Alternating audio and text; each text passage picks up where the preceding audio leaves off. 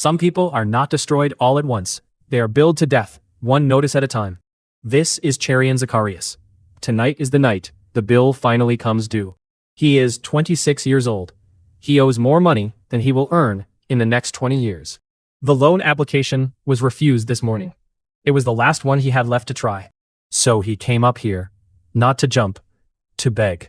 He found the ritual somewhere in the worst corner of the internet, at 3 in the morning. The way desperate men find anything. He does not believe in it.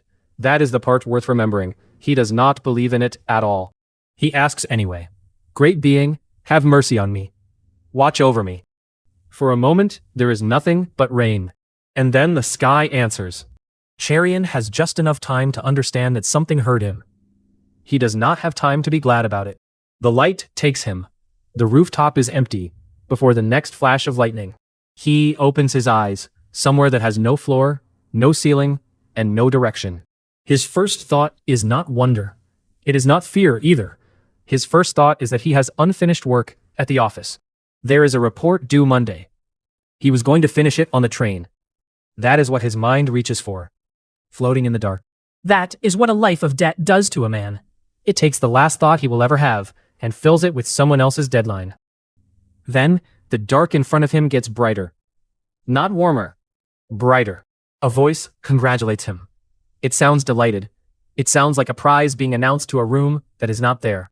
You performed the summoning, it tells him. You reached me.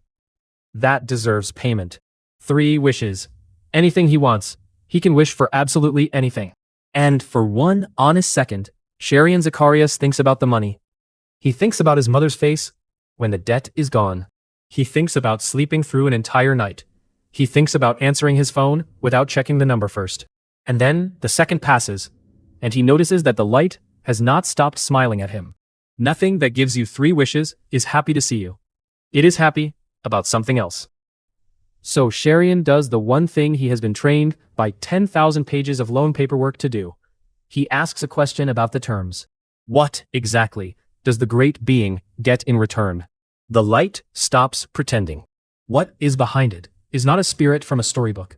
It is not a genie. It is old, and it is hungry, and it has done this a great many times before. Charrion is not a customer. He never was. He is inventory that walked in on its own. It calls him a new soul. Not a new friend or a new master or a chosen one. A new soul. The way a warehouse calls something new stock. And that single word rearranges everything. Because a wish is a gift. A soul is a price. Nobody offers 3 wishes to a man who has nothing. They offer it to a man who has one last thing left to take. He has spent 4 years learning that the number on the poster is never the number you pay. He knows exactly what he is looking at now. This is not a blessing. This is a sales pitch, and somewhere in it, there is fine print. The god is generous with information, the way a man is generous when he is describing a trap that has already closed. It explains at length, and it enjoys explaining. His soul is not being rewarded. It is being valued, assessed, weighed, and entered into a ledger that was opened long before he ever scratched chalk onto a wet rooftop. So he runs. It is not brave, and it is not clever, but it is the most human thing he does all night. He turns, and he runs into a void that has no direction to run in. The void turns with him. However far he goes, the god is exactly where it was, at exactly the same distance, wearing exactly the same expression. Then, it burns him. Not to kill him, just enough to teach him the shape of the room he is standing in. He hits nothing, and lies on nothing, curled around an arm that is still smoking. There is no floor here. He is lying on it anyway. This place has rules, the god tells him. Real ones, written and binding. But they were written for beings very far above him. And none of them were written with him in mind. Every door he reaches for turns out to be another clause. Every escape is a term he has already agreed to by being here. It is playing with him. That is the part that finally cuts through the fear.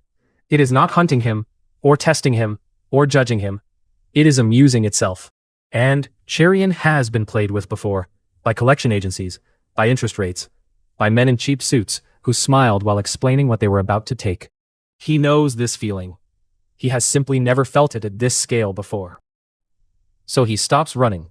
He gets up on a floor that is not there, and he starts thinking about the paperwork. He asks the god a second question. It is a very boring question, and it is the reason he survives the night. When was the contract signed? Because he does not remember signing one. He remembers asking. He remembers being taken. He does not remember agreeing to anything at all. The god does not answer immediately. In a being that has consumed souls since before the language existed, that pause is enormous. So Charrion presses. If his life ended without a valid agreement in place, then the taking was improper. And an improper taking is not a meal. It is a liability. He is arguing procedure with a god. It is the single most arrogant thing any human being has ever done in this place.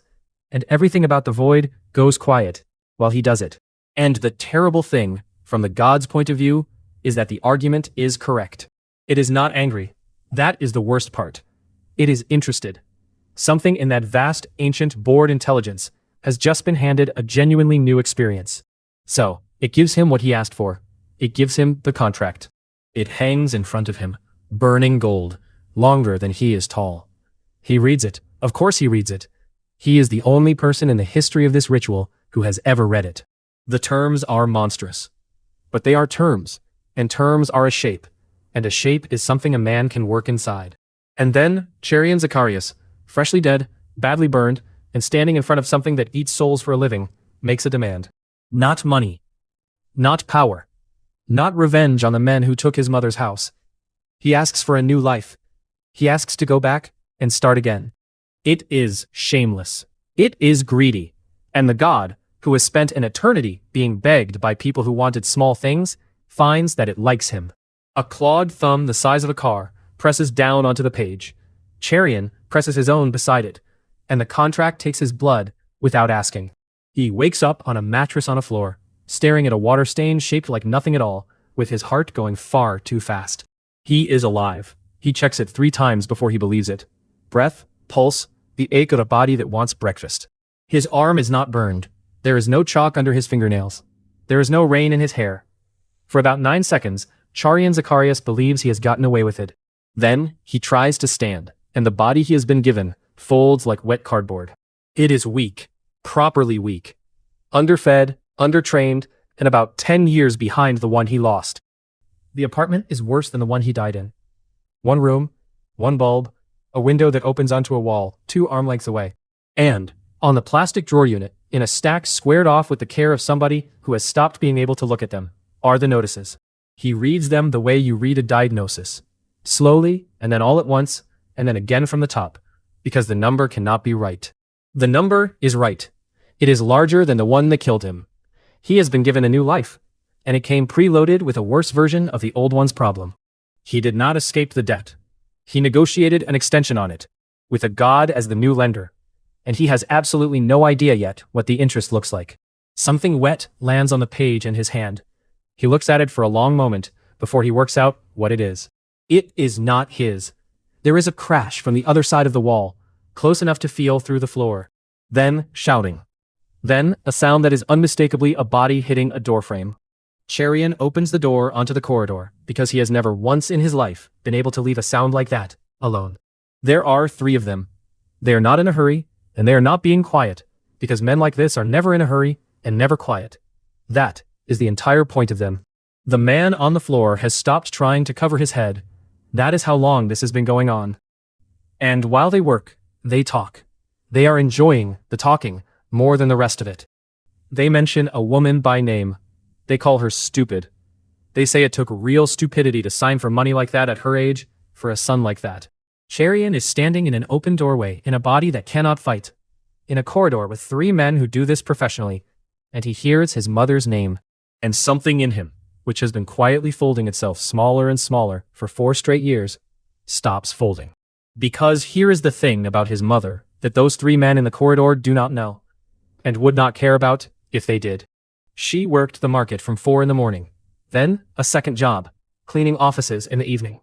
Then she came home and asked him about his day, as though hers had contained nothing worth mentioning. She smiled while she did it. Not bravely, not tragically. Just ordinarily, the way you smile at somebody you have decided to keep alive. And when the money finally ran out, she went and signed for more of it, at rates she must have understood perfectly well, because the alternative was telling her son that he had to stop. They are calling that stupidity. Charrion has spent 4 years calling it something else, usually at 3 in the morning, usually while failing to sleep. She was not weak because she protected him. She protected him because that was the strongest thing available to her, and she used all of it, and it cost her everything she had. She is the only reason he lived long enough to stand in this corridor at all. And the fear he has been carrying since the rooftop goes out, all at once, like a light being switched off. What replaces it is much quieter, and very much worse. Something answers him, not from the corridor, from inside. The contract does not ask him whether he is sure. It simply notes that a debt has been incurred and releases what he asked for. The men in the corridor notice him for the first time. One of them tells him to go back inside. It is the last instruction any of them will give tonight. He crosses the corridor faster than a weak body should be able to cross anything. The first man does not get his hands up. He goes into the wall hard enough to crack the plaster, and the strip light above them finally gives out. In the dark that follows, the only light in the corridor is coming out of Charrion's face. It is not skill. He has never fought anybody in his life. It is raw, unshaped, badly controlled power moving through a body that was not built to hold it. It hurts him to use. He can feel it tearing something loose behind his ribs with every second it stays switched on. He does not switch it off. The two still standing stop being professionals and start being men in a corridor with something they do not understand. They run. One of them does not make the stairs. And then it is quiet, and Charrion is standing in the dark with his hands shaking, and no idea at all what he has just spent. The answer arrives about 4 seconds later, and it arrives itemized. It tells him his rank first. It is close to the bottom of the scale. In a world that measures people by star energy, Charrion Zacarias barely registers as a person at all. Then it tells him his balance. Not his money, his wishes. Hundreds of them. More than any single human being has ever been permitted to hold. And then, underneath that, in exactly the same calm format the bank used, it tells him what he owes for them. The number has no meaning. It is not a sum any economy on earth could produce. It is the kind of figure you write down to make a point, rather than to be paid. He died, owing money to a bank. He has come back owing it to something that does not accept late payment, does not negotiate, and does not need him alive to collect. His second life is 4 minutes old. Every miracle in it has a price, and somewhere very far above him, something patient has already started counting. The corridor is quiet now. That is the first problem. Because quiet means there is nothing left to react to, and nothing left to react to means Charrion has to start thinking about what he just did. His hands will not stop shaking. Not from fear. From whatever went through them. Somewhere behind his ribs, there is an ache that has nothing to do with the fight. It feels like something was withdrawn from him while he was busy. The system panel is still hanging there. It has been hanging there the whole time, patiently, the way a receipt printer waits. Charrion had assumed, in the way that desperate people assume things, that surviving the god meant he had finished dealing with the god. He had not. He had opened an account. The voice arrives without the theater this time. No void, no fire, no towering revelation. Just a presence somewhere behind his own thoughts, sounding entertained. It reminds him of the terms. Wishes will be granted. Debts will be recorded. And when the agreement requires something of him, he will provide it. He notices that last part has no exception written into it anywhere. So he does what he did on the rooftop. He starts negotiating. If he must borrow, then he intends to borrow well. Conditions, limits. A wish that gives him something useful without handing over more than it is worth. It is a good instinct. It is also the instinct of a man who thinks he is dealing with a bank. The god lets him work. It does not correct him, or hurry him, or explain the parts he has misunderstood. It simply waits, the way something waits when it already knows how this goes. Because every genuinely useful wish turns out to have 3 things attached to it: when it can be used, what it costs, and what happens afterwards. Strength, he learns, is available immediately and priced accordingly. Anything that would let him avoid meeting strength is priced as though the god finds the request insulting. It is not a menu. It is a funnel. And he is learning the rules the way people always learn rules that matter. Late, and while the consequences are already moving. Then the phone on the floor buzzes, and the new life he has been treating as a puzzle turns out to have people in it. It is a hospital. They are calling because nobody has come. They have been calling for some time. The building is one of those hospitals that serves people who cannot choose their hospital. Long corridors, hard light, and a smell that gets into clothes. Charrion walks it in borrowed shoes, in a borrowed body, holding a name he is not entirely certain he has the right to be holding. And then he is standing at the end of a bed, looking at a woman he recognizes completely and has also never met. This is the part nobody warned him about. The memories in his head are not filed under someone else's name. They are filed under his. He knows how she takes her tea. He knows the sound of her key in a door he has never walked through. The grief arriving in his chest is not secondhand. It is simply his now. The chart at the end of the bed says how long she has been here. He reads the date twice. Nobody has visited in weeks. The son whose body he is wearing stopped coming, and then stopped answering, and then stopped existing. And she has been lying here through all three. The god finds this hilarious. It points out, reasonably, that this woman is not his mother, that the man who owed her these visits is dead, that Charrion has inherited an address and a debt, not a family. It suggests he stop wasting himself on background characters. And Charrion looks down at a woman who has been waiting alone in a public ward for 3 weeks, and finds that he does not care what the god calls her. He has spent his entire life being treated as a background character. By his employer, by his lenders, by every system that ever calculated what he was worth and found the number small. He knows exactly what it costs to be a name on somebody else's ledger. He is not going to do it to her. The original owner of this body may be gone. The people he left behind are still in the room, still breathing, and still owed things. And this is where the trap actually closes. Not on the rooftop. Not in the void. Here in a plastic chair in a public hospital. Because a man who wants nothing is very hard to sell to. A man who wants power is a customer. But a man who wants to fix something is a man who will pay anything, forever. The god has been doing this for a very long time. It did not need him to love anyone in particular. It only needed him to love somebody. Her treatment costs money. The good treatment costs more money. The treatment that would actually work is not offered to people in this ward at all. And Charrion now has access to a being that can produce miracles on request, at a rate of interest nobody has ever successfully calculated. He can feel himself doing the arithmetic. That is the worst part. He can feel how easy it would be, and how reasonable it would sound while he was doing it. Every person he lets himself care about is another reason to borrow. The god does not need to tempt him. It only needs to stand there, holding the pen. So he makes himself read the system properly, not the headline number, the mechanics underneath it. It records everything. Every wish requested, every reward issued, every penalty applied when a condition is missed. And underneath all of it, quietly compounding, is the balance. It does not grow when he uses power. It grows because time passes, whether he uses anything or not. Charrion has read enough loan agreements to recognize what he is looking at, and it takes him a while to make himself say the word. It is interest. He escaped a bank by borrowing from something that charges interest on a soul. Every shortcut he takes becomes a figure. Every figure becomes a deadline. And the deadline is the only part of this arrangement the god has ever been completely clear about. He sits, with that, on the floor of a room he cannot afford, in a body he did not earn, next to a stack of bills belonging to a man who no longer exists. By morning, he has stopped thinking of this as a second life. That framing was always too generous. He is not living in someone else's body. He is administering an estate, a dying woman, a ruined reputation, a stack of inherited debt, and a contract with something that eats people. All four of those things want something from him, and all four of them are due at roughly the same time. The old Charrion would have found this unbearable.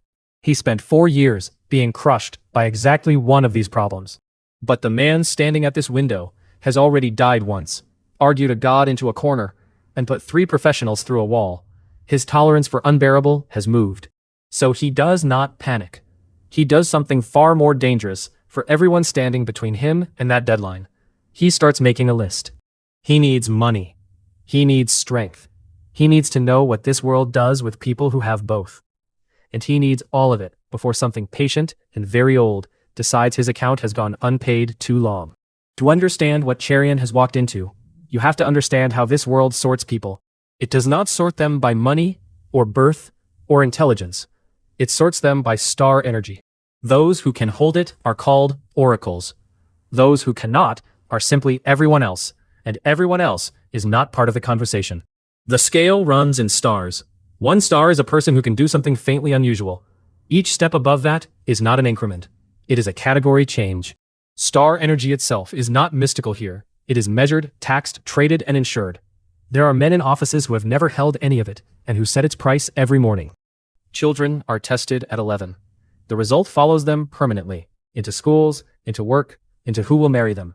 1 measurement, taken once, and the rest of a life arranged around it. A 2-star does not beat a 3-star. Not with effort, not with courage, not with a clever plan. The gap is treated as a law of physics, and the world has built itself around believing that. There are stories about people who cross the gap anyway. They are told the way people tell stories about lottery winners, and they serve exactly the same purpose. Schools compete over these numbers. Funding follows them. Reputations are built and destroyed by them. An entire economy hangs off a measurement.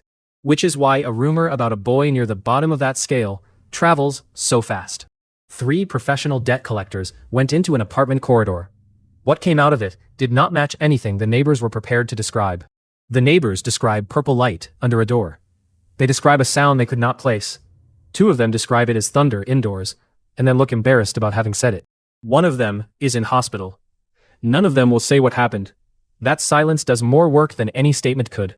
And the arithmetic does not work. A student, that far down the scale, should not have been able to inconvenience those men, let alone put one through a wall. The official report settles on gas explosion, because the alternative would require somebody senior to sign their name to something that cannot happen. So, people start reaching for explanations, because an unexplained result is more frightening than a bad one. Hidden talent, some say. A late awakening. A rare rank that was missed at testing. And a few of them, closer than they realize, say he was blessed by something. 1 student says it, as a joke, at the back of a classroom, to make the others laugh, that he must have sold his soul. Nobody follows it up, and the conversation moves on. Charrion, meanwhile, is trying to buy the equivalent of a textbook. It goes badly. Everything in this world that touches star energy is priced for people who already have money, which is a very efficient way of making sure they keep it. The shopkeeper watches him the way shopkeepers watch people who are not going to buy anything. It is not hostile. It is just accurate. Refinement tonics that a serious student takes daily cost more than he has ever had at one time. The cheap ones do almost nothing, which is why they are cheap. And the combat scrolls, the ones that actually teach a technique, are kept behind glass at the back, priced like property. He asks what the cheapest, genuine combat technique costs. The answer is delivered kindly, which somehow makes it worse. He stands there long enough to work out the whole shape of it. This is not a world where the strong rise. It is a world where the funded rise, and everyone else provides contrast. It is roughly 9 months of what his mother earned standing behind a vegetable stall from 4 in the morning, for 1 scroll, for the entry-level one. It is the same structure that killed him the first time. Only, the currency has changed. The world does not let him think about it for long. His leave of absence has expired, and Right Oracle High has sent someone to collect him. The class representative has been sent to bring back a student everyone else has written off, and she has clearly been given the job because nobody else wanted it. She has plainly been told he is a problem case. She has equally plainly decided to be decent about it anyway, which Charrion notices and files away. She is polite in the way of someone reading from an internal script. She has attendance figures. She has a form. She has clearly rehearsed this on the way over. And Charrion, who died over a loan, came back inside a contract and put a man through a wall 2 nights ago, listens to a teenager explain the attendance policy. She mentions, without meaning anything by it, that the school has an exchange match coming and everyone is under pressure. He does not react. He simply puts it somewhere he can reach later. He agrees to come back. Not because of the policy, because a school is a building full of people who know how star energy works, and he needs that, more than he needs dignity. The classroom is its own kind of ranking board.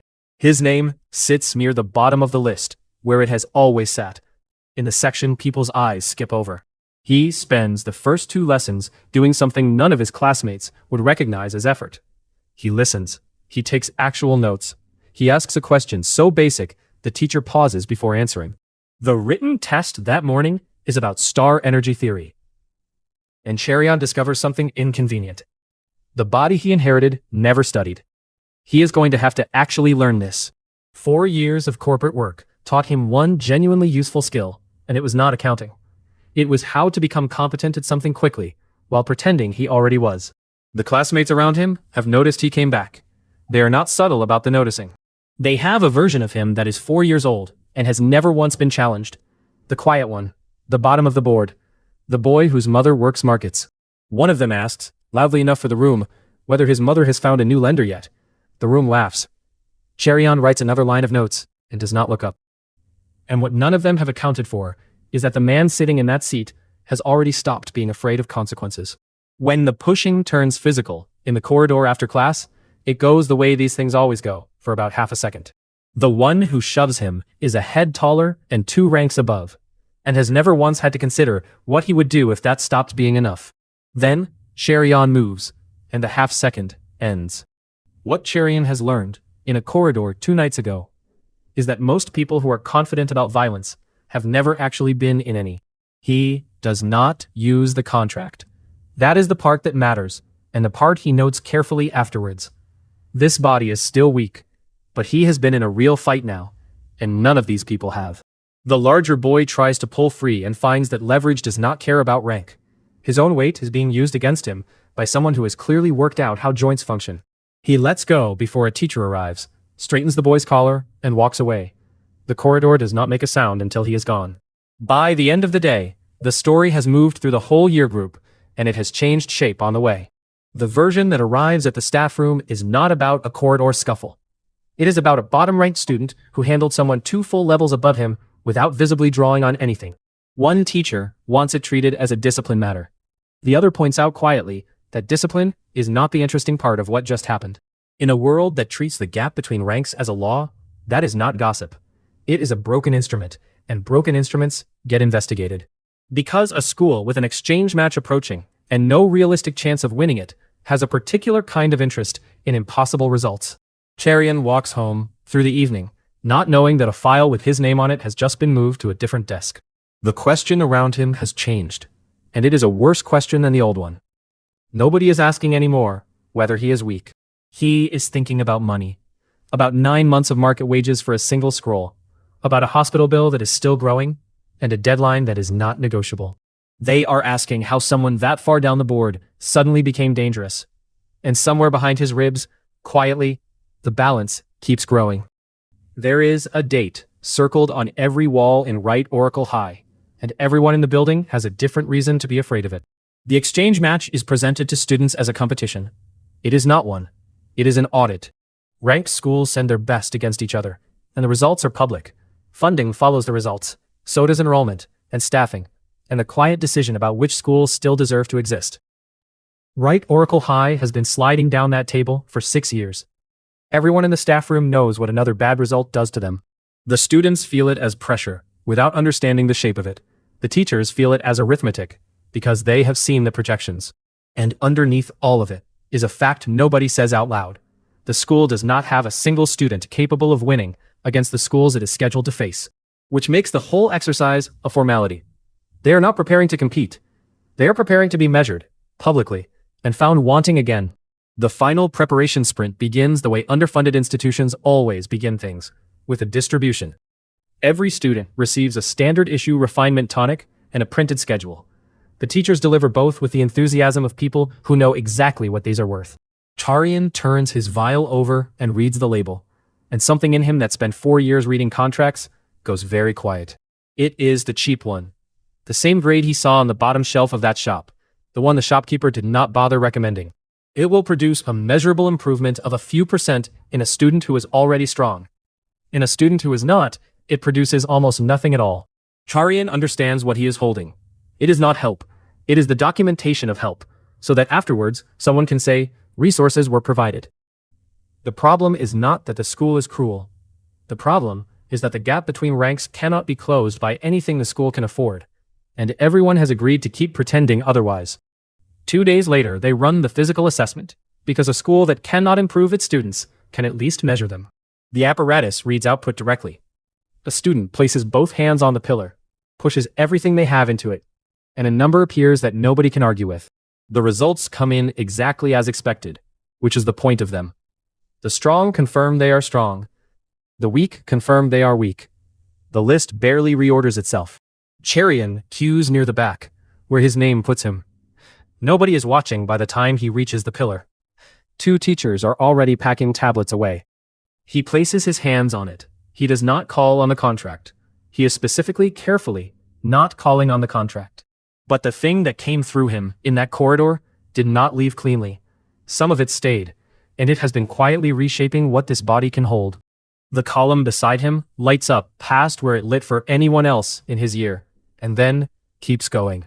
One of the teachers stops packing. The hall, which had been emptying, stops emptying. The number that settles on the display is not a good result for a student at the bottom of the board. It is a good result for a student 2 full ranks above him. Charrion takes his hands off the pillar, and immediately understands he has made a mistake. Not because the result is dangerous in itself, because of who it embarrasses. A ranking system is only useful to the people at the top of it if it is believed. The moment somebody crosses a gap that is supposed to be uncrossable, every position on that board becomes a question instead of a fact. And there are people whose living depends on that board being a fact. Private tutors, ranking consultants, families who paid for placements.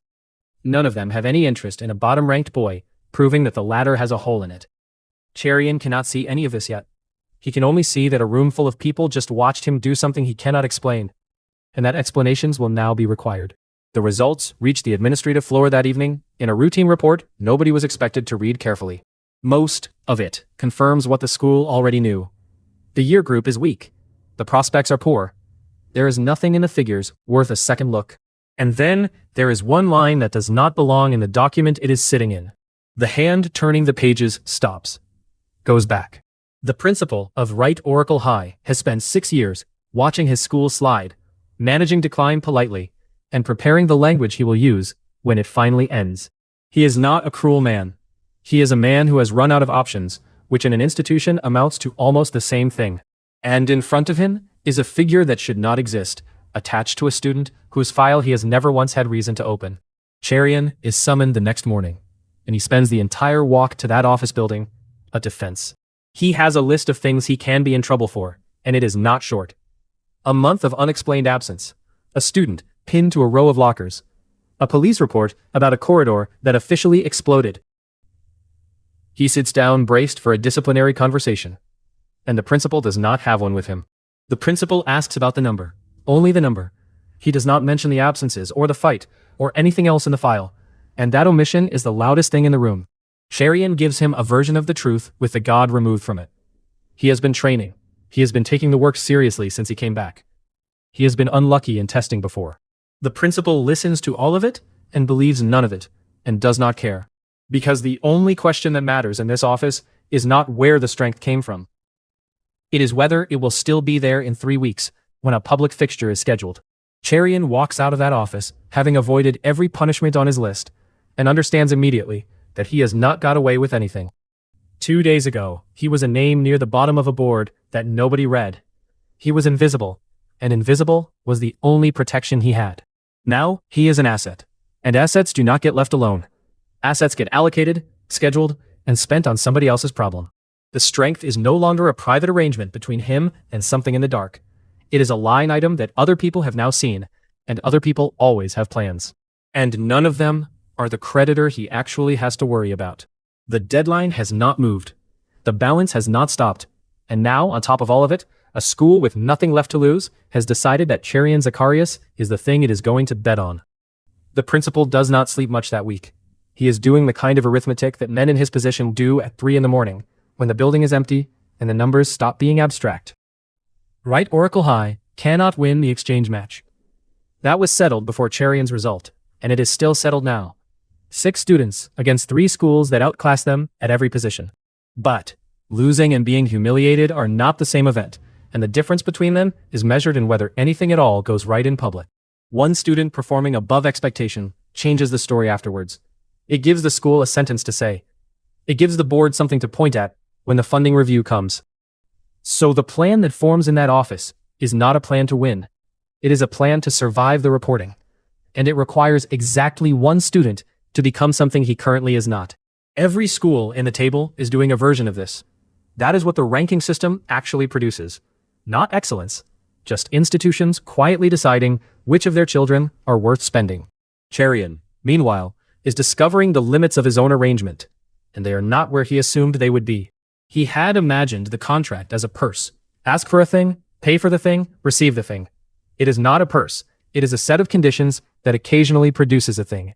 Strength offered freely on a rooftop is not the same as strength requested calmly at a desk. The god responds to danger, to desperation, to the moments when Charrion has the least room to negotiate. It is not being difficult. It is being consistent. A lender that only extends credit to people who are drowning is not malfunctioning. It is working exactly as designed. Which means Charrion cannot train the way other students train. He cannot build steadily toward a fixture 3 weeks out. He can only become powerful at the exact moments when he is about to lose everything. He works this out over 4 nights and finds it genuinely funny, in the bleak way that only somebody who has read a lot of loan agreements can.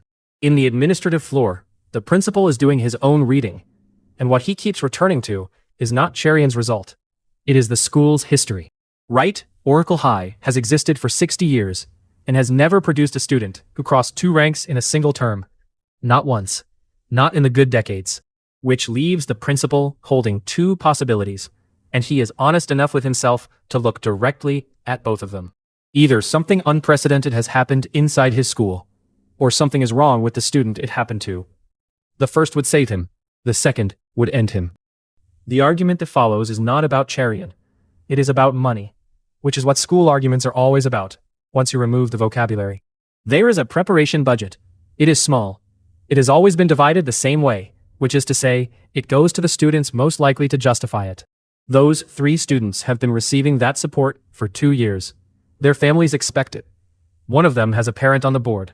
Redirecting any part of that toward a bottom-ranked boy with 1 anomalous reading is not a resourcing decision. It is an admission that the school's judgment has been wrong for years. Nobody in the room says the real objection out loud. That if Charrion succeeds, everyone who dismissed him for 4 years has to explain themselves. The principal overrules them, not because he believes Charrion, but because belief is not what is being asked of him. He has a school with 3 weeks left and no other card to play. A suspicious asset, and no asset produced the same result if he does nothing with either. Charrion is told the following morning. He is given access to the advanced training hall, a place on the preparation squad, and a supply of the tonics that actually work. He performs gratitude convincingly, slightly overwhelmed, slightly nervous, a boy who cannot believe his luck, which is exactly what the room needs to see. The truth is not available to him. There is no version of it that sounds better than any lie. A man who explains that he is being funded by a soul contract does not get a training hall. And, for about 6 days, it works. He trains in a room he was never going to be allowed into. He takes tonics that produce something he can actually feel. He eats properly for the first time since he woke up in that apartment. The body improves. Not dramatically, not supernaturally, but the way any underfed body improves when somebody finally spends money on it. The school builds a story around him with startling speed. A late bloomer, a hidden talent. The narrative arrives fully formed, because institutions are very good at explaining things that benefit them. Everybody involved begins acting as though this is manageable. As though a boy crossing 2 ranks is a thing that can be scheduled, coached, and pointed at a fixture. On the 7th night, the panel opens on its own. He has not requested anything. He has been careful for a week specifically so that he would not have to. It does not matter. The panel is not there to take a request. It is there to issue a statement. Borrowed star energy, itemized. The corridor, the calibration pillar. Every trace of the contract that has moved through this body, priced and dated. The pillar is on there. He had not used the contract deliberately that day, and it made no difference at all. What stayed in him after the corridor is still borrowed, and borrowing does not require his permission to accrue. Underneath it is the balance. And underneath the balance is the date. And the date has not moved once since the night he first saw it. Charrion sits in the dark and understands what the last 6 days actually were. Not progress. A larger position. The training hall, the tonics, the proper food, the school's careful investment in him. All of it makes him stronger, and everything that makes him stronger makes the number underneath him bigger. He did not escape the trap by rising. He simply borrowed enough to be worth trapping properly. The advanced training hall does not welcome him. Buildings cannot do that, but the people in it manage it on the building's behalf. These are the students the school has been investing in for years. They know precisely what that investment cost, because their families paid part of it. The hall itself is a statement. Proper flooring, calibrated equipment, energy dampeners in the walls so techniques can be practiced at full output without taking the roof off. And they have been told that a boy from the bottom of the board is joining them 3 weeks before the fixture. On the strength of one reading, nobody witnessed properly. Charrion spends his first hour in it doing nothing anybody expects.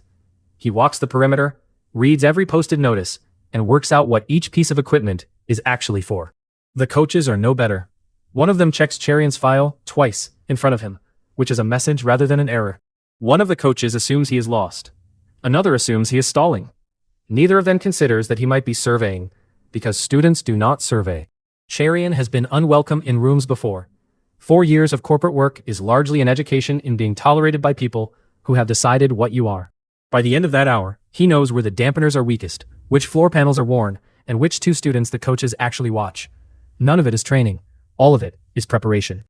So he does what worked then. He says nothing, takes the worst position on the floor, and starts working. It is the most provocative thing he could possibly have done. It takes 4 days for somebody to say it out loud. And the somebody is Wellkirk. Wellkirk is not stupid, and he is not a bully in the simple sense. He is a serious student who has trained since he was 11, and who is genuinely good. He has also been told, privately, that he will be first reserve at the exchange match. Not first choice. Reserve, at a fixture he has trained 2 years for. And from where he stands, a boy who has never trained a day is standing in a place that somebody earned. 3 weeks before the only fixture that matters. So when he looks across the hall, at a boy from the bottom of the board standing in the squad's training space, he is not seeing an intruder. So he challenges him formally, in front of the room, which turns a grievance into a procedure. A formal challenge is not a fight in a corridor. It is witnessed, recorded, and binding on both reputations. The loser does not get to say afterwards that it did not count. Charrion could refuse. Refusing would settle the question in everyone's mind permanently, and he would keep his place on the squad for exactly as long as it took them to find a reason. The rules of a formal challenge are read aloud before it starts, and they are short. No techniques above the lower registry. No strikes to the throat or spine. It ends when one fighter cannot continue or concedes. He accepts. He is careful to look slightly reluctant about it, because a man who accepts a fight too readily tells everybody something about himself. There is no rule requiring the fight to be fair, because in a ranked school, nobody has ever needed one. The ranks were supposed to handle that. Word reaches the administrative floor within the hour, and the principal does not stop it. He has been carrying a question for 2 weeks that a calibration pillar cannot answer. A number is a measurement of output. It says nothing about whether a boy can produce that output while somebody is trying to hurt him. In 3 weeks, he intends to put this student in front of the public and the ranked schools. He would rather find out now, in his own hall, what he is actually betting on. There is also a colder reason, and the principal is honest enough with himself to acknowledge it while he walks. If the boy is a fraud, he would rather discover it now, in a closed hall, than in front of 3 ranked schools and a press table. So the fight is permitted, supervised, and quietly turned into the assessment nobody has admitted it is. Every person watching that circle wants a different answer from it, and only one of them will get it. Wellkirk opens the way strong students open against weak ones, immediately, and without any intention of making it interesting. The first strike is meant to end it. It is fast, it is well taught, and it arrives exactly where a frightened boy's head would be. Charrion has thought carefully about what he is going to do in this fight, and the plan is not to win. The plan is to survive long enough to learn how the man in front of him moves. Charrion is not there. He has moved perhaps 15 centimeters, at the last possible moment, and he has moved in the direction that costs him the least. He has one advantage, and he is careful not to waste it. Every person in this room, including Wellkirk, believes they already know how the next 10 seconds will go. The hall makes a sound, not a cheer, the confused noise a room makes when something does not happen on schedule. The second strike Charrion blocks, and the block is what really unsettles the room. He does not absorb it with power. He turns it sideways, using an angle. Wellkirk has been trained by people who assume both fighters will have energy to spend. Nobody has ever taught him what to do about somebody who refuses to trade. Wellkirk resets and comes again, harder, and the room settles back down. This is the correction. This is where the anomaly gets explained, and everyone can stop being uncomfortable. It is not. Charrion gives ground in a straight line, absorbs nothing, and arrives at the edge of the circle, with his guard intact and his breathing unchanged. And here is the thing the room cannot see. Charrion is not fighting Wellkirk. He is reading him. 4 years of corporate work taught him to find the pattern in something that looked like chaos, and Wellkirk has a pattern. He always sets his left foot before he commits. So Charrion stops waiting for the strike and starts moving on the foot. He has 2 beats early on everything, and it looks from outside. The coaches notice it before the students do. One of them stops taking notes, which is the loudest thing that happens in the first 2 minutes. Wellkirk begins to chase, which is the exact moment he stops controlling the fight and does not notice. What they are seeing is not talent. Talent looks like doing the right thing quickly. This looks like doing the cheapest possible thing every single time for 2 minutes without once getting greedy. The body is adapting too, faster than a body should. Whatever the corridor left in him is not just strength. It is making the machinery underneath respond as if it has done this before. It is the fighting equivalent of a man who has been poor for a very long time. He does not spend anything he does not have to, because he has spent 4 years unable to afford mistakes. Wellkirk changes approach. He stops trying to land a clean strike and starts trying to close the distance and pin him, which is the correct decision and comes 2 minutes too late. Charrion keeps finding space, not elegantly. He is scrambling, he is graceless. Twice he nearly falls, but the space is always there, because he has been making it for 2 minutes, while everyone thought he was retreating. Wellkirk is not losing on strength.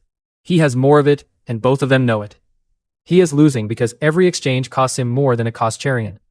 And there have now been a great many exchanges. The crowd has gone quiet in a different way. They came expecting a demonstration, and they are watching something they recognize from their own training, which is somebody learning while it happens. In the tears, somebody says out loud what half the room is thinking, which is that the small one has not actually attacked yet. At the perimeter, the principal has not moved and has not blinked, and he has already stopped watching Charrion's hands. It ends on the left foot. Wellkirk sets it, commits, and Charrion is already inside the arc, with his shoulder under the bigger boy's center of balance. It is the only attack Charrion makes in the entire fight, and he has been paying for it for 2 minutes. Wellkirk goes down hard, on his back, with all the air gone out of him, and a boy he outranks by 2 levels standing over him, not even breathing hard. Charrion steps back immediately, puts his hands down, and offers one to help him up. It is not generosity. It is the cheapest possible way to make the result unarguable. Wellkirk takes the offered hand. That surprises the room almost as much as the result did, and it is the moment the 2 of them stop being opponents in any way that matters. And the hall does not erupt. That is what tells you the result actually landed. Nobody cheers a thing that has just moved the ground under them. At the perimeter, the principal turns and leaves before the crowd disperses, because he now has a considerably more difficult problem than the one he arrived with. A recorded, witnessed, formal challenge has been won by a single-star student against a 3-star, and there is no test apparatus in the room to blame for it. He came to find out whether he was betting on something real. He has his answer, and the answer is worse than a fraud would have been. Charrion collects his bag from the corner of the hall he was given 4 days ago, and nobody says anything to him on the way out. He is no longer a temporary mistake the school can quietly correct. He is now the thing the school is depending on, which is a far more dangerous position and comes with far less choice. The problem with Charrion's victory is not that he won. Upsets happen. The problem is the shape of it, and the shape is what keeps people awake. When a weak fighter beats a strong one, there is usually a story. A lucky strike, a mistake, an injury nobody knew about. Something that lets the ranking survive intact. There is no story here. Wellkirk was not injured, did not slip, and was not caught by anything unusual. He was simply outfought for 2 minutes by somebody who should not have been able to survive the first 10 seconds. The recording is watched by more people than it should be. Within 2 days, a copy has reached 3 other schools, because a result like that is worth more as a curiosity than as a secret. The coaches watch the recording repeatedly and arrive somewhere uncomfortable. Charrion used no technique at all. Not a bad technique, none. He has no forms, no training, no schooling in any of it. A coach at one of the ranked schools watches it 4 times and writes a single line in his notes, which is that the boy never once tried to overpower anybody. Wellkirk himself is the most disturbed person in the building, and not for the reason everyone assumes. He is not humiliated. He is frightened, because he replayed it himself and cannot find the moment he lost. That is the detail the ranked schools find interesting, and it is not the detail Right Oracle High is celebrating. They are celebrating a win. Somebody else is studying a method. The principal's attitude changes in a way Charrion notices immediately. He is no longer being assessed. He is being consulted, which is far more dangerous and far more youthful. So he uses it. He does not ask for money, which would be refused, or for privileges, which would be resented. He asks for something the fight has made obviously reasonable. He points out, accurately, that he won that fight by reading one opponent in one room.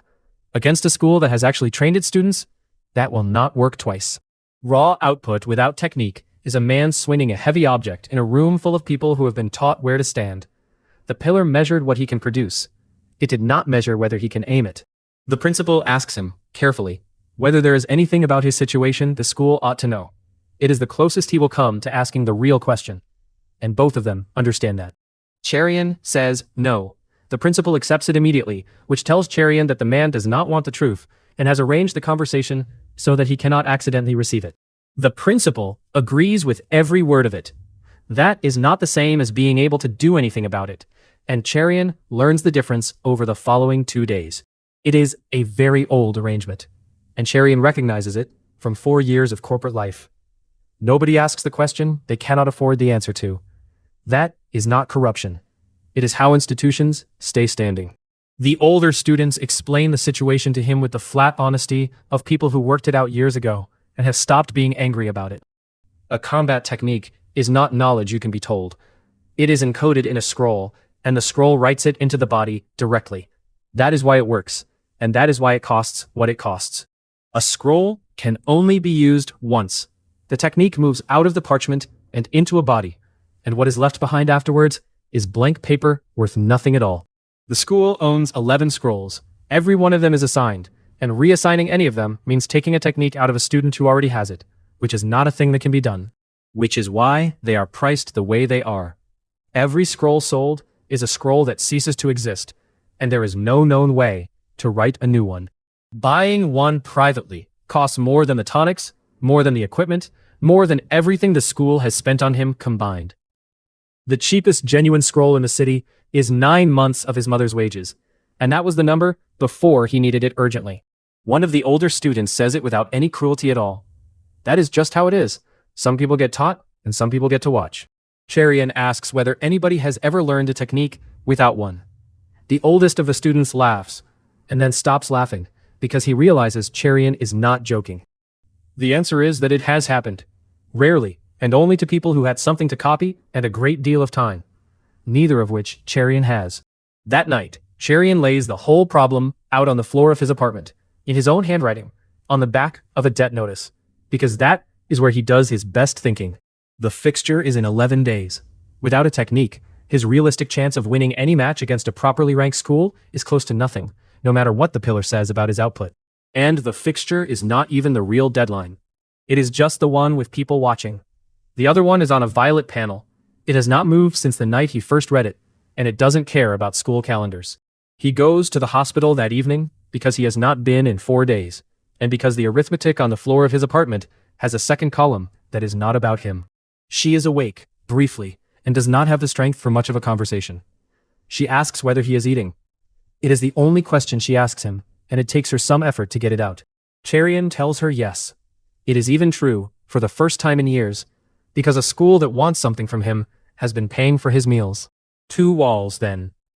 He cannot buy skill, and he cannot pay the debt.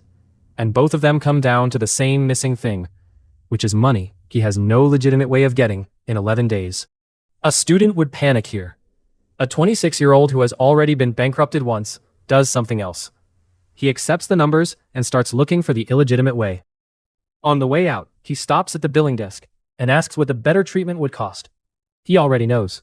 He asks anyway, because he wants the exact number, rather than the shape of it. The number and the scroll price are within a few % of each other. He stands in the corridor, holding both figures, and understands that he is not choosing between them. He needs both, and he has neither. And the god, which has been quiet for over a week, chooses this exact moment to become encouraging. It explains that a wish to become stronger is not a single transaction. It is a category.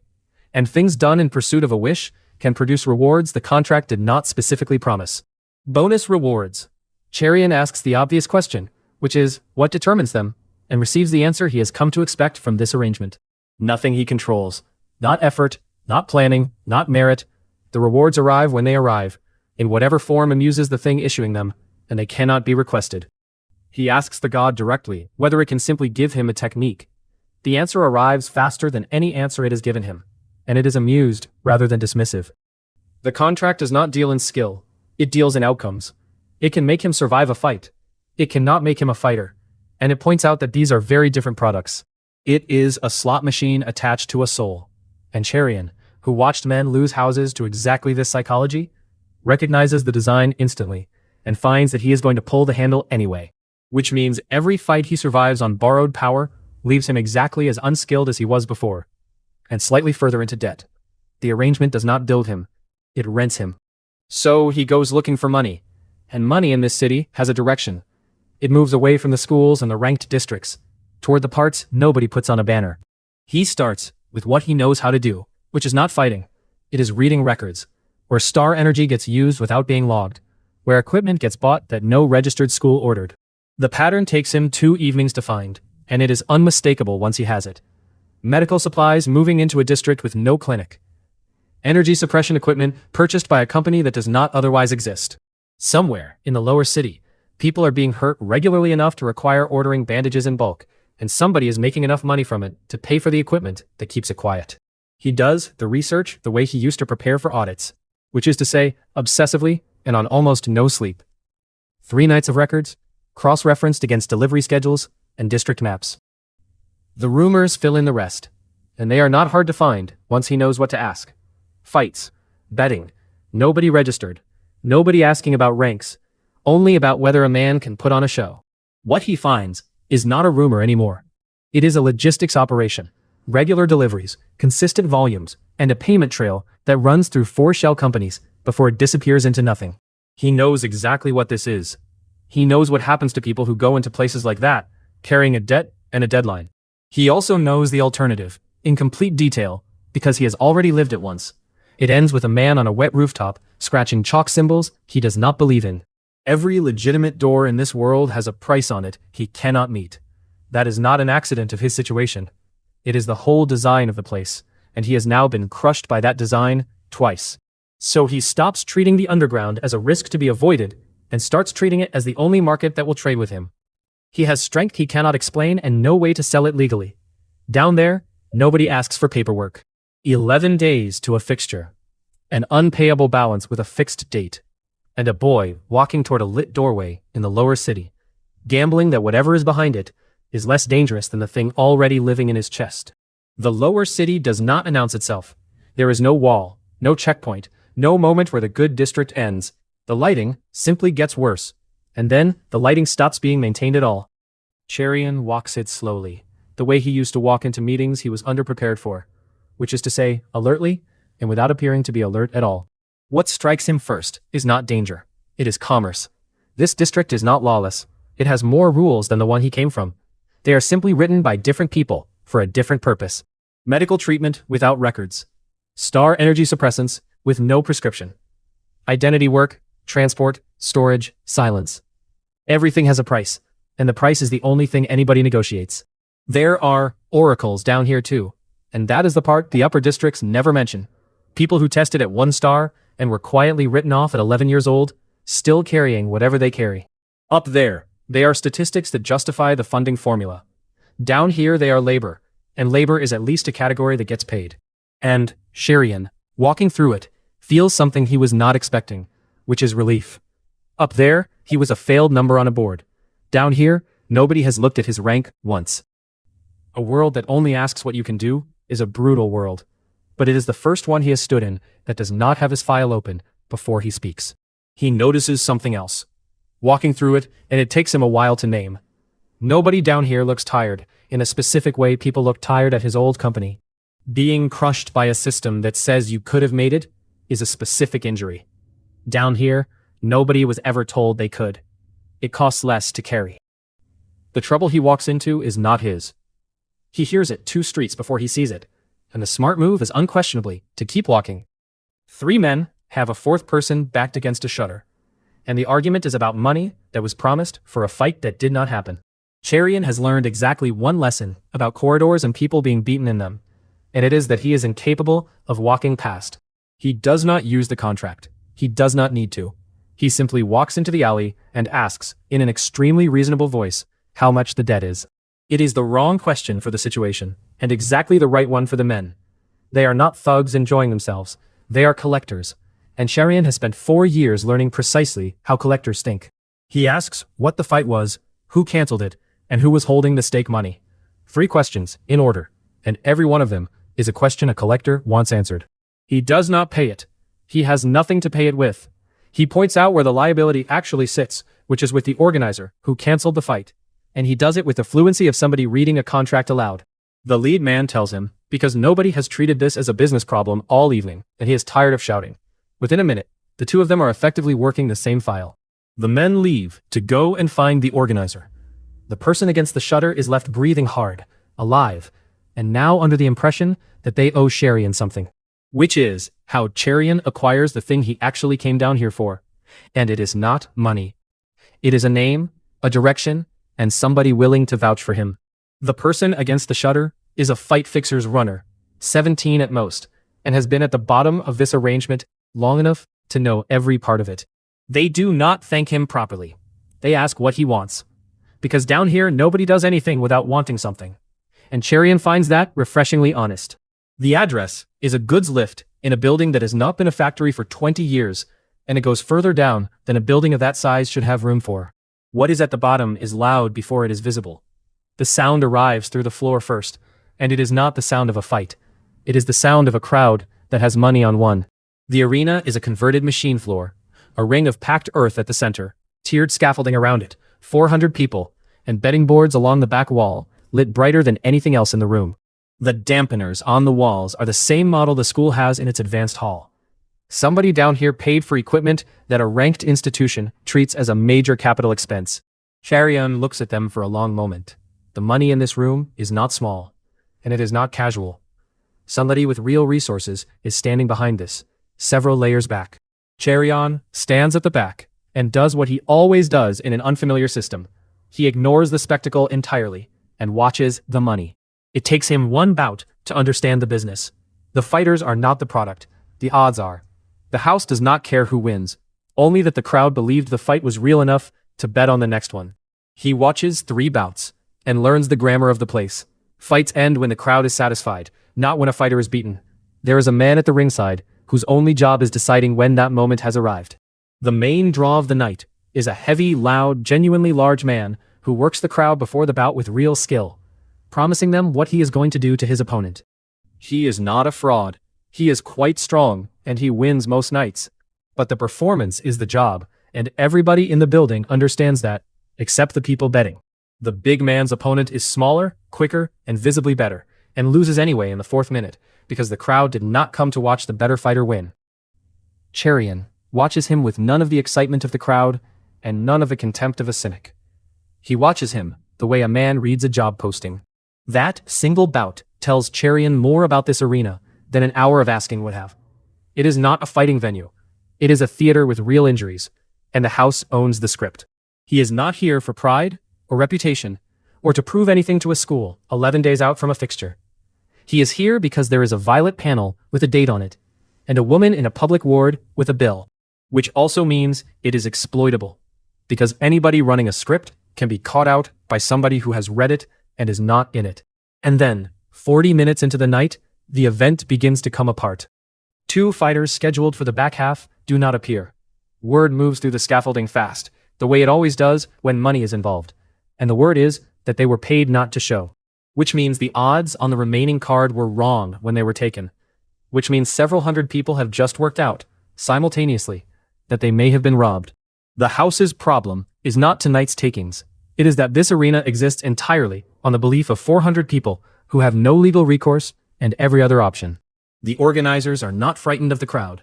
They are frightened of what a cancelled night does to them afterwards. This arena runs on the belief that the fights are real, and belief does not come back easily once it goes. There are other arenas. That is the thing the organizers are actually frightened of, and it is why they will pay well above the normal rate for anybody willing to walk into that ring in the next 10 minutes. So what they need, urgently, is not order. It is a fight. Any fight. With anybody. So long as it happens in the next 10 minutes. And the crowd finds it worth watching. Charrion has been standing at the back of the room for 40 minutes doing arithmetic. And every part of it has just resolved at once. A house that desperately needs a bout will pay above the normal rate. A crowd that suspects a scam will pay attention to an unknown name. And an unknown name with no record has odds that can be exploited exactly once. He also knows exactly what he is worth to them right now, which is a great deal more than he would be worth on any ordinary night. And that this window will close within minutes. There is also the other thing. The one he does not entirely want to look at. The god said the rewards come when they come, in whatever form amuses it, and cannot be requested. But every time something has been given to him, it has been given while he was in danger. That is not a coincidence, and Charrion has stopped pretending he does not understand the pattern. He is aware that this is precisely the behavior the contract was designed to produce. A man walking deliberately into danger, because danger is the only thing that pays. He has read enough agreements to know when he is being steered. Knowing does not help. That is the part he has finally accepted. Understanding the trap and having an alternative to it are entirely separate problems, and he only has the first one. Which means the fastest way to be paid by the contract is to walk into a situation that might kill him. He is aware of how that sounds. He starts moving toward the front anyway. The organizer sees a thin boy in a worn gray hoodie step out of the crowd and volunteer, and very nearly refuses on the spot. He gives a name that is not his. Nobody down here checks, and the boards do not care what is written on them as long as something is. What stops him is the crowd. 400 people, who came expecting to be cheated, have just watched somebody nobody has heard of walk into the ring voluntarily, and the noise they make is the exact noise the house needed. The betting boards reopen. An unknown name goes up beside a set of odds that tells Charrion, in the plainest possible terms, what this room expects to happen to him. He reads his own odds and finds, distantly, that he is not insulted. It is the first honest assessment of his chances anybody has given him since he came back from the dead. The organizer makes one thing clear before he steps back off the dirt. There are no rounds, no rules about what may be used, and nobody stops it early on a fighter's behalf. It ends when the ringside man decides it has. The floor under his feet is packed earth. The air is hot and full of noise and cigarette smoke. Somewhere above him is a debt that grows while he stands here. 11 days ago, he was a name at the bottom of a school ranking board that nobody read. Tonight, 400 strangers are putting money on how badly he is about to be hurt. He came down here looking for money. What he has actually found is the next test of the only real question in his life. Whether borrowed power, quick thinking, and nerve are enough to survive a world that charges him for every single mistake. He finds that he prefers it. At least these people are honest about what they want from him. Across the ring, something very large steps out of the tunnel. And behind Charrion's ribs, unrequested and perfectly on schedule, the contract begins to wake.